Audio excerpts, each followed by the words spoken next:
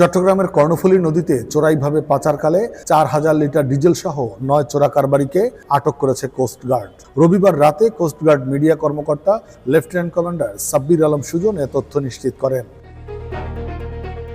তিনি জানান, চট্টগ্রামের কর্ণফুলী থানাধীন ডাঙ্গারচরের ডায়মন্ড সিমেন্ট ফ্যাক্টরি সংলগ্ন কর্ণফুলী নদীতে রাত ১০টায় কোস্টগার্ড বেজ চট্টগ্রাম কর্তৃক গোপন সংবাদের ভিত্তিতে একটি বিশেষ অভিযান পরিচালনা করা হয়। অভিযান চলাকালীন চট্টগ্রাম বন্দর কর্তৃপক্ষের কান্ডারি ৬ হতে চোরাইভাবে ওটি ওজুসা নামক অয়েল ট্যাঙ্কারে ডিজেল পাচারকালে প্রায় ৪ লক্ষ টাকা মূল্যের ৪,০০০ লিটার ডিজেল সহ ৯ জন চোরা কারবারিকে আটক করে কোস্টগার্ড।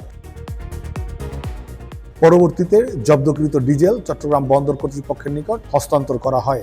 বিষয়টি বন্দর কর্তৃপক্ষ অত্যন্ত গুরুত্বের সাথে দেখছে এবং সংশ্লিষ্ট বিভাগের মাধ্যমে একটি কমিটি গঠন করে এ ঘটনার পুনরাবৃত্তি রোধকল্পে যথাযথ কার্যক্রম গ্রহণ করেছে বলে জানিয়েছে বন্দর কর্তৃপক্ষ।